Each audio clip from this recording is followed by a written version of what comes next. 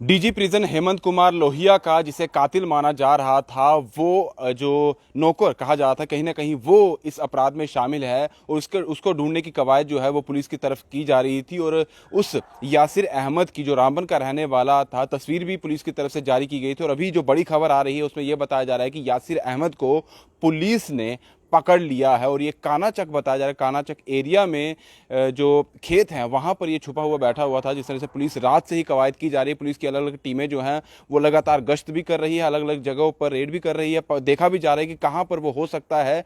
और आखिरकार पुलिस को कामयाबी मिल गई है। फिलहाल जो है यासिर अहमद को पकड़ लिया गया है और अब अलग आगे की इन्वेस्टिगेशन के लिए, पूछताछ के लिए उसे पुलिस जो है वो अपने ठिकाने तक लेकर गई है और वहीं से इससे पूछताछ की जाएगी कि आखिर पूरा माजरा क्या था। जिस तरह से कल ये माजरा सामने आया था, बताया जा रहा है कि 11 से 11:30 के बीच में ये जो पूरा मामला था ये हुआ था। और जो डीजी प्रिजन हैं हेमंत कुमार भोला, जो हेमंत कुमार लोहिया जो है, उनकी हत्या का मामला जो सामने आया था और कहीं ना कहीं उन पर तेजधार हथियार से उनकी गर्दन पर वार किया गया था, उनके अलग अलग जगहों पर निशान भी देखे गए और ये भी कहा जा रहा था कि उन्हें जलाने की भी कोशिश जो है वो की गई थी। जिसके बाद से ये नौकर जो था, इस पर शक इसलिए था क्योंकि उसके बाद ये भाग गया था और जो सीसीटीवी फुटेज सामने आई थी उसमें भी कहीं ना कहीं इसी पर जो है पुलिस को शक था। उसके बाद से ही पुलिस ने कोशिश यही की जा रही थी कि जल्द से जल्द से पकड़ा जा सके और सुबह ही इसकी तस्वीर यासिर अहमद की पुलिस की तरफ से जारी की गई थी। और ये कहा जा रहा था कि कहीं भी इसके बारे में कोई भी इंफॉर्मेशन मिलती है, कोई भी जानकारी मिलती है,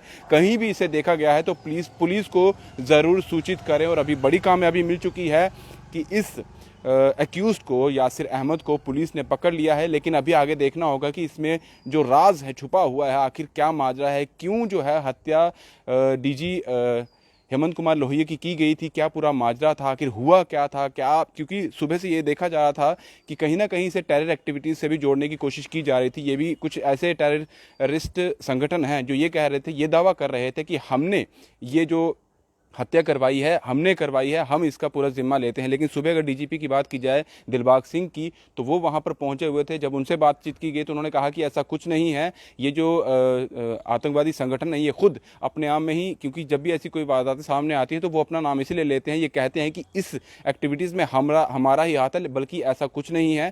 टेरर से संबंधित इससे कोई भी जो अभी क्लू है वो नहीं मिला है। लेकिन जो मौका वारदात पर जो नौकर था, जिस पर पूरा दारोमदार है, उसे पकड़ा गया है। लेकिन अब देखना होगा कि नौकर से क्या जानकारी हासिल होती है। आखिर उसने अगर कत्ल किया है तो क्यों कत्ल किया है, किसी के कहने पर कत्ल किया है या इसकी कोई और वजह है। क्योंकि यह भी कहा जा रहा है, डीजीपी दिलबाग सिंह की तरफ से यह कहा गया था कि कहीं ना कहीं जो एक्यूज्ड है, जो हेल्पर है, डोमेस्टिक हेल्पर जो यासिर अहमद है, वो कहीं ना कहीं उसका हाव भाव अगर बात की जाए, जो नेचर की बात की जाए, तो वो भी कहीं अलग तरीके का देखने को मिलता है। कहीं ना कहीं वो काफ़ी ज़्यादा गुस्सैल अगर बात की जाए तो वो भी बताया जा रहा था। और पिछले 6 महीने से ही उसने काम करना शुरू किया था, रामबन का ये रहने वाला था।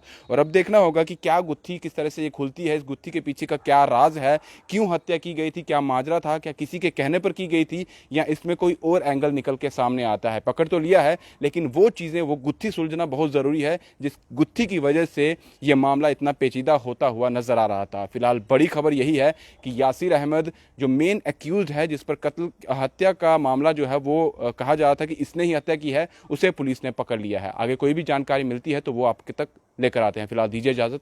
शुभम कुमार के साथ Rahul Singh, the state central के लिए। नमस्कार।